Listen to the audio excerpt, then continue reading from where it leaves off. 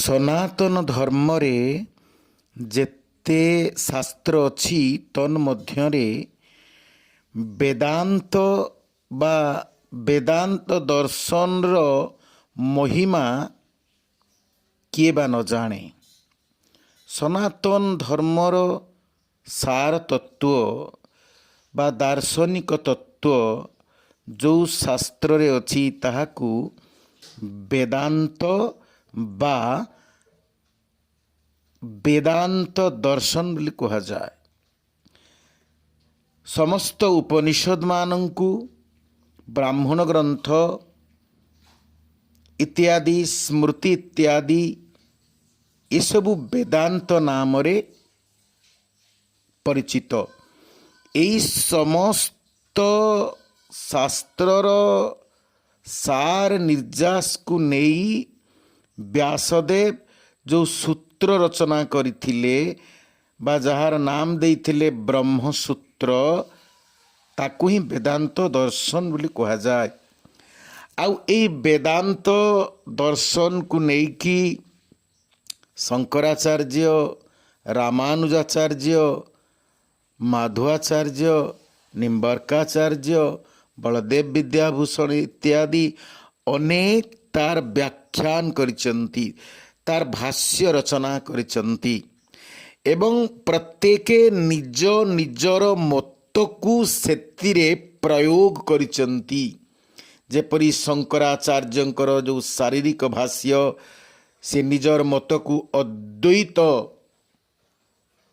ପ୍ରତିଷ୍ଠା କରିଛନ୍ତି ଏବଂ ବିଶିଷ୍ଟାଦ୍ୱୈତବାଦ ପ୍ରତିଷ୍ଠା କରିଛନ୍ତି ରାମାନୁଜାଚାର୍ଯ୍ୟ ଏବଂ ଦ୍ୱୈତବାଦକୁ ପ୍ରତିଷ୍ଠା କରିଛନ୍ତି କିଏ ଶୁଦ୍ଧାଦ୍ୱୈତବାଦକୁ ପ୍ରତିଷ୍ଠା କରିଛନ୍ତି, କିଏ ଦ୍ୱୈତାଦ୍ୱୈତବାଦକୁ ପ୍ରତିଷ୍ଠା କରିଛନ୍ତି ବା ଅଚିନ୍ତ ଭେଦାଭେଦ ତତ୍ତ୍ୱବାଦକୁ ପ୍ରତିଷ୍ଠା କରିଛନ୍ତି। କିନ୍ତୁ ପ୍ରକୃତରେ ଆମ ବେଦର ଆଧ୍ୟାତ୍ମିକ ତତ୍ତ୍ୱ ହିଁ ଉପନିଷଦ ଏବଂ ସମସ୍ତ ଉପନିଷଦ ବା ବେଦାନ୍ତର ସାର ନିର୍ଯାସ ହିଁ ବ୍ୟାସଦେବ ସୂତ୍ର ଆକାରରେ ବେଦାନ୍ତ ଦର୍ଶନରେ ନିହିତ କରିଛନ୍ତି। ଇ ବେଦାନ୍ତ ଦର୍ଶନ କେବେ କ'ଣ ସାମ୍ପ୍ରଦାୟିକ ହେଇପାରେ?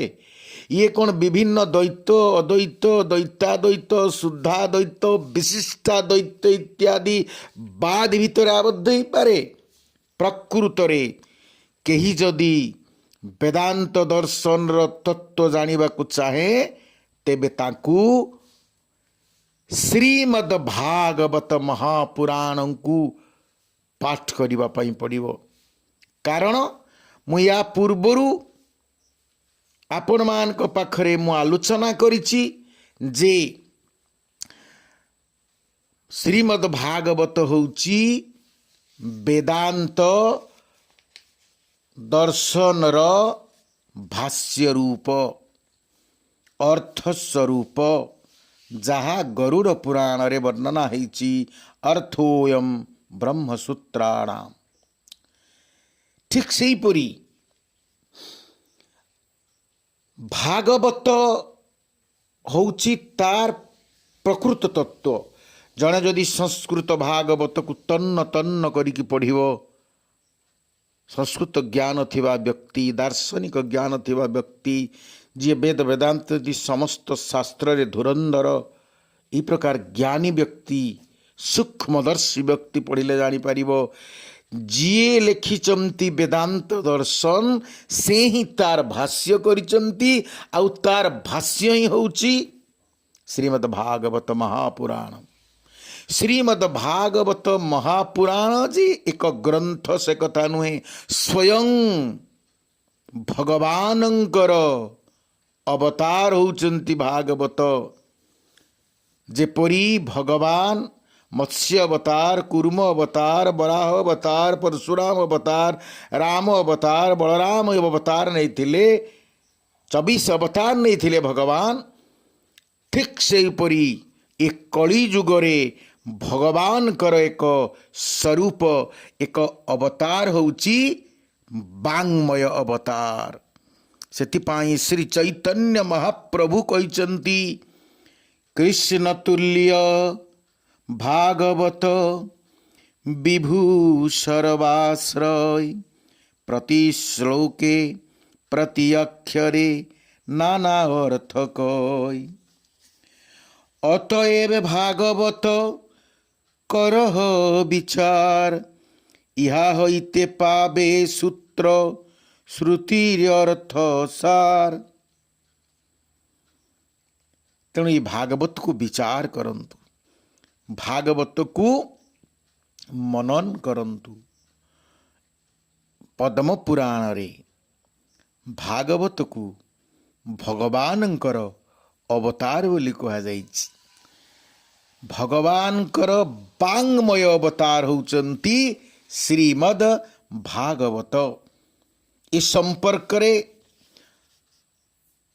अति सुंदर भावरे पद्म पुराण रे कहा जाइछि। जेतेले भगवान कृष्ण अवतार नेले एक स्वरूप, एक व्यक्तिर स्वरूप रे से आविर्भाव हेले चिन्मय शरीर धरिकी। ठीक सही परी केतेले भगवान पशुर शरीर रे आछंती, केतेबेले भगवान पशु आउ मनुष्य शरीर रे नृसिंह अवतार आछंती, ता पूर्वर बराह अवतार आसतिले, केतेले मत्स्य अवतार आसतिले। ई कली युग प्रारंभ रे भगवान स्वयं एक ग्रंथर अवतार आछंती, ग्रंथ भाव रे निजको प्रकाश करिसंती स्वयं भगवान।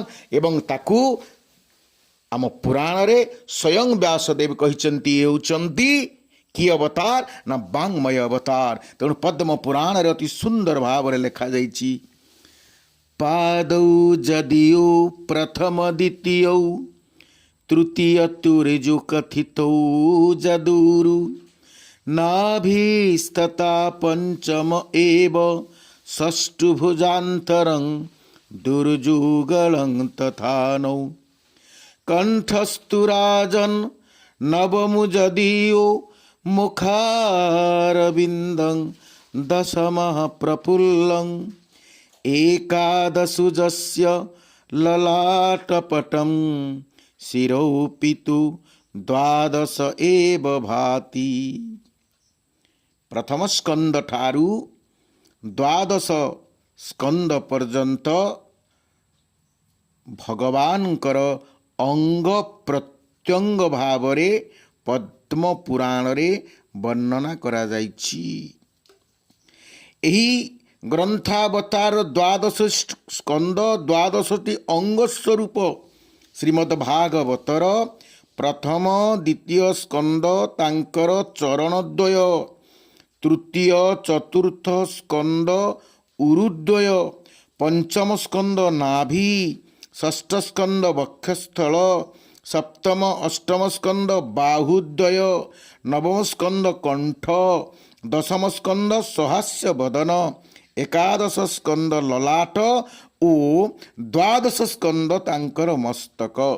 एहिपरि भावरे भगवान स्वयं पूर्ण भावरे वांगमय अवतार भागवत रूपरे नैचंती।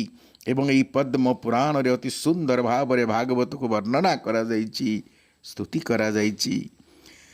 तमादिदेवं करुणानिधानं तमालवरनं सुहितावतारं अपार संसार समुद्र सेतुं भजामहे भागवत स्वरूपं। हे आदिदेव, ही करुणा निधान तमलावर्ण श्रीकृष्णंकर मंगलमय तुमे होच शाब्दिक अवतार। अपार संसार सागर पारी हेबाकू एई श्रीमद् भागवत ग्रंथर अवतार रूपरे सेतु स्वरूपरे ए कली जुगरे आपण आविर्भाव होइछंती। ए कथा कलिर पावन अवतार स्वयं महाप्रभु श्री चैतन्य कहिचंती जेन रूप मत्स्य कूर्म आदि अवतार आविर्भाव तिरुभाव जेनता सवार এই মত ভাগবত কার কৃত নয় আবির্ভাব তিরুভাব আপনেই হয়। ভাগবত କାହାରି କୃତ ନୁହେଁ, ସ୍ୱୟଂ ଆବିର୍ଭାବ ହେଇଛନ୍ତି। ନିଜେ ବ୍ୟାସଙ୍କ ରୂପରେ ପ୍ରଥମେ ଆବିର୍ଭାବ ହେଲେ ଅବତାର ରୂପରେ, ପୁଣି ତାଙ୍କରି ଦ୍ୱାରା ସ୍ୱୟଂ ଭଗବାନଙ୍କର ଇଏ କୃତ ସ୍ୱୟଂ ଭଗବାନ କୃଷ୍ଣ ହିଁ ଭାଗବତ ରୂପରେ ଅବତୀର୍ଣ୍ଣ ହେଇଛନ୍ତି। ସେଥିପାଇଁ ଚୈତନ୍ୟ ଚରିତାମୃତର ତୃତୀୟ ଅଧ୍ୟାୟରେ ଅତି ସୁନ୍ଦର ଭାବରେ କୁହାଯାଇଛି, ଭକ୍ତି ଯୋଗେ ଭାଗବତ ବ୍ୟାସେର ଜିହାୟ ସ୍ଫୁର୍ତ୍ତି ସେ କରଇ ମାତ୍ର କୃଷ୍ଣେର କୃପାୟ। ତେଣୁ ଭାଗବତ ହେଉଛନ୍ତି ଭଗବାନଙ୍କର ଅବତାର। ଯେ ପ୍ରକାର ମନ୍ଦିର ଭିତରେ ଭଗବାନର ମୂର୍ତ୍ତିକୁ ଭଗବାନଙ୍କର ବିଗ୍ରହକୁ ଦର୍ଶନ କଲେ ସମସ୍ତ ପାପ ଖଣ୍ଡନ ହୁଏ। ଭବତୁ ଦର୍ଶନମ୍ ଯତ୍ ସ୍ୟାତ୍ ଅପୁନର୍ଭବ ଦର୍ଶନମ୍। ଠିକ୍ ସେହିପରି ଶ୍ରୀମଦ୍ ଭାଗବତ ଗ୍ରନ୍ଥକୁ ଦର୍ଶନ କଲେ ଭଗବତ ଦର୍ଶନର ପୁଣ୍ୟ ମିଳେ ଏବଂ ଭଗବାନଙ୍କର ନାମକୁ ଉଚ୍ଚାରଣ କଲେ ଯେମିତି ସମସ୍ତ ପାପ କ୍ଷୟ ହେଇଯାଏ, ଦୁରିତ କ୍ଷୟ ହେଇଯାଏ, କଳମସ ନାଶ ହୁଏ। କେବଳ ଶ୍ରୀମଦ୍ ଭାଗବତ ଶ୍ରୀମଦ୍ ଭାଗବତ ଶ୍ରୀମଦ୍ ଭାଗବତ ଏହି ଶବ୍ଦ ଉଚ୍ଚାରଣ କଲେ ବି ଆମର ଦୁରିତ କ୍ଷୟ ହେଇଯିବ। ଯଦି ଆମେ ବିଶ୍ୱାସରେ କରୁ, ଯଦି ଆମେ ପ୍ରେମରେ କରୁ, ଯଦି ଆମେ ଭକ୍ତିରେ କରୁ। ଜଣେ ବ୍ୟାସଙ୍କର କୃତ ମୂଳ ସଂସ୍କୃତ ଭାଗବତକୁ ଏକ ସମର୍ଥବାନ ବେଦ ବେଦାନ୍ତ ଜ୍ଞାନ ଥିବା, ସଂସ୍କୃତର ପାଣ୍ଡିତ୍ୟ ଥିବା, ଭଗବତ ପ୍ରାପ୍ତ ହେଇଥିବା ଗୁରୁଙ୍କ ପାଦ ପଦ୍ମ ତଳେ ବସି ଯଦି ଭାଗବତକୁ ଅଧ୍ୟୟନ କରେ, ସେ ଅବଶ୍ୟ ଜାଣିପାରିବ ଭାଗବତର ମହିମା, ଅବଶ୍ୟ ଜାଣିପାରିବ ଇଏ ହେଉଛି ବେଦାନ୍ତ ଦର୍ଶନର ଅକୃତ୍ରିମ ଭାଷ୍ୟ। ଇ ଶଙ୍କରାଚାର୍ଯ୍ୟଙ୍କର ଭାଷ୍ୟ, ରାମାନୁଜାଚାର୍ଯ୍ୟଙ୍କର ଭାଷ୍ୟ, ମାଧବାଚାର୍ଯ୍ୟଙ୍କର ଭାଷ୍ୟ, ଇଏ କୃତ୍ରିମ ଭାଷ୍ୟ। ପ୍ରକୃତ ବେଦାନ୍ତ ଦର୍ଶନର ଭାଷ୍ୟ ହେଉଛନ୍ତି ଶ୍ରୀମଦ୍ ଭାଗବତ ଏବଂ ଏ କଳି ଯୁଗରେ ପ୍ରକୃତରେ ପାବନ ଅବତାର ହେଉଛନ୍ତି ଶ୍ରୀମଦ୍ ଭାଗବତ। ଏହା ନିସନ୍ଦେହ।